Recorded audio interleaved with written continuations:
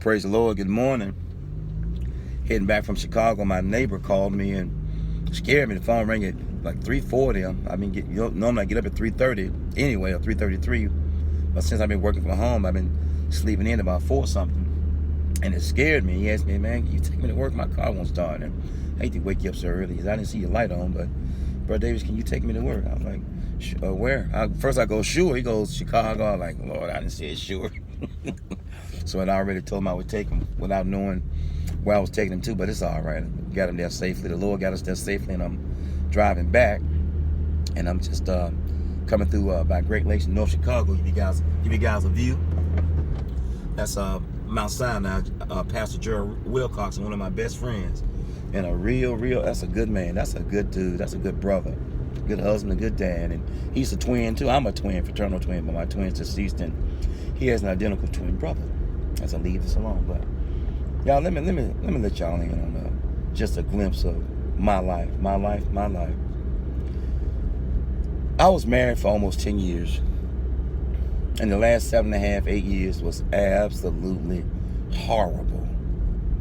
The amount of disrespect verbally that I chose to take and thought I was doing myself a service, I was doing my heart and mind a disservice.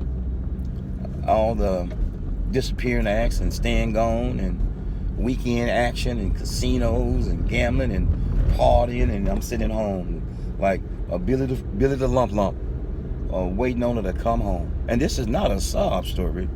This is a true story as I leave this alone. And just blown away by the amount of years I spent begging, pleading, trying to save my marriage, but then I realized the marriage was already saved, because marriage means holy matrimony. The person has to be saved. The person has to work. See, if you don't work on your marriage, you're going to work your marriage over until you work your marriage under. Fighting, cussing, indifference, not getting along. One person is a bully, the other person is a betterment. One person is faithful, the other person is foolish. One person is happy, the other person is hellacious. One person is private, the other person is personable. Yes, opposites attract, but more than anything, yes, opposites fight. For 7.5, almost 8, a little bit over 7.5, almost 8 years, disrespect, cussing, evil speaking, text messaging, crazy voicemail messages, and coming from the hood, the projects, the no good, the concrete playground, and having been saved and a refined man or refined person, I really thought that I could make a difference in this person's life. But a tug of war between heaven and hell, somebody is going to have to leave. Tug of war between heaven and hell is not an easy war. Tug of war between heaven and hell, there's going to be a casualties and a casualty as I leave this alone. So, almost 8 years of being cussed out and called everything and screamed at. I heard F you, no joke, this is the truth, more than I heard I love you. And I got to the point where it started affecting, not my health was already affected. PTSD, anxiety, C1 through C7, T1 and 4, T1, 4 and 5 damage, flashbacks, nightmares. But the anxiety alone was just so impending thoughts of doom. I mean, to put someone through your basic training of evil, your basic training of mistreatment. Yeah, a lot of people got your basic training of disrespect, your basic training of cussing people out and calling them names. A lot of people will put you through their boot camp trying to break you down, not knowing that they are working for the enemy of your soul, trying to overcome you, trying to enslave you. And that's what happens. We become enslaved to these horrible men and women because of this thing called transmutated love, as I leave this alone. But yes, I talk to my son and young folks. I talk to old folks, middle-aged folks, and I tell them, if you think you're ready for marriage, you better know that person.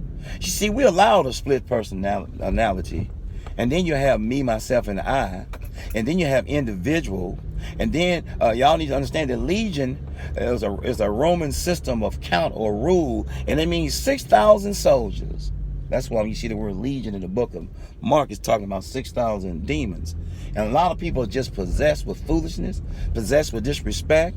More than anything, they possessed with selfishness. If you know anything about bad fish, it stinks. As I leave this alone. But I made it out. I got some damage. I got some debris. I got some brokenness inside of me that God is still ironing out.